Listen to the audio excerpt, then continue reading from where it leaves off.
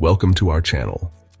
Today, we're diving into the world of investments to help you decide between mutual funds and ETFs. Choosing the right investment vehicle is crucial for building long-term wealth, and understanding the differences between these two popular options can make a significant difference in your returns. We're going to break down the pros and cons of each, so you can make an informed decision about which one aligns best with your financial goals. Let's get started. Before we get into the nitty-gritty, let's define what we're talking about.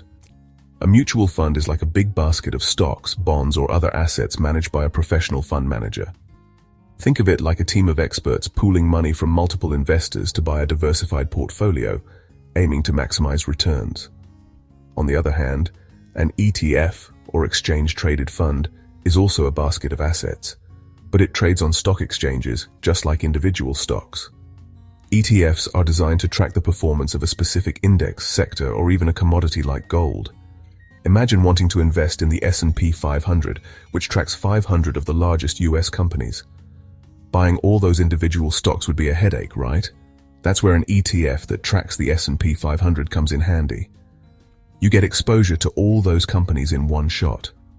Now, both mutual funds and ETFs offer diversification, which is key to managing risk in your portfolio. Instead of putting all your eggs in one basket, you're spreading your investments across different assets, reducing the impact of any single stock or bond on your overall returns. But there are some key differences between these two investment vehicles that you need to understand before deciding which one is right for you. Let's talk about fees, because those can eat into your returns over time.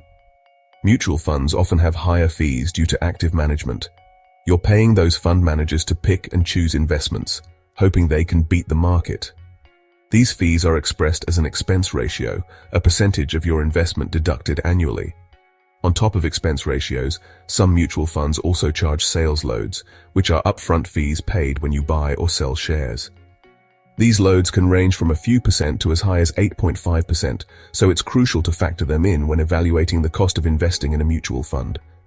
ETFs, on the other hand, generally have lower expense ratios and no sales loads. This is because most ETFs are passively managed, meaning they track an index rather than relying on a fund manager to make investment decisions. Lower fees mean more of your money stays invested and working for you over the long run. Now, while lower fees are generally better, it's not the only factor to consider. If you believe in the expertise of a particular fund manager and their ability to outperform the market, the higher fees of a mutual fund might be worth it. But for cost-conscious investors who prefer a hands-off approach, ETFs often come out ahead in the fee department.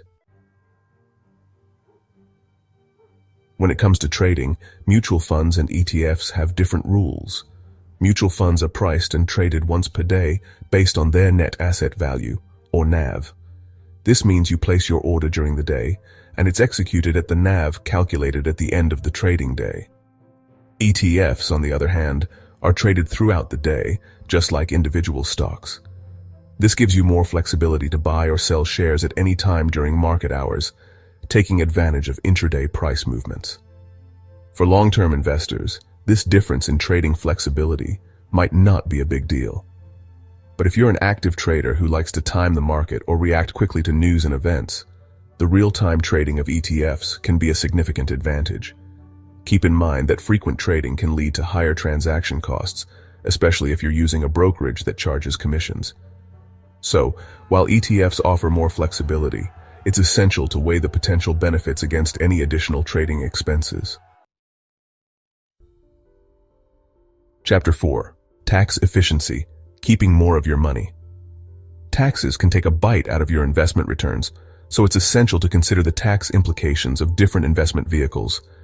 ETFs are generally more tax efficient due to their unique structure, which minimizes taxable events. When you sell shares of an ETF, you're only taxed on the capital gains from those specific shares, not on any unrealized gains within the ETF itself. Mutual funds, on the other hand, may trigger capital gains taxes, even if you don't sell your shares. This is because when investors sell shares of a mutual fund, the fund manager may need to sell underlying assets to meet those redemptions.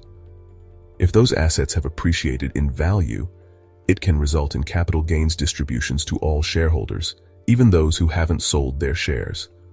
Now, tax efficiency shouldn't be the sole factor driving your investment decisions, but it's an important consideration, especially for investments held in taxable accounts. If you're looking to minimize your tax liability and keep more of your investment gains, ETFs often have an edge in this department. Chapter 5. Active versus passive management. Which strategy is right for you? When it comes to investment strategies, you've got two main options: active management and passive management. Mutual funds often employ active management, where a fund manager actively buys and sells assets within the fund's portfolio, aiming to outperform a specific benchmark or market index. The idea is that these experienced professionals can leverage their expertise to identify undervalued securities and capitalize on market trends. ETFs, on the other hand, are typically passively managed. This means they aim to track the performance of a specific index, such as the S&P 500 or the Dow Jones Industrial Average, without trying to beat the market. Passive management is like cruising on autopilot, following the market's overall direction. So, which approach is better? Well, it depends on your investment philosophy and risk tolerance.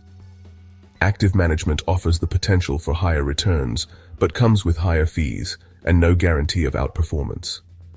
Passive management, on the other hand, provides predictable performance relative to a benchmark, lower fees, and a more hands-off approach.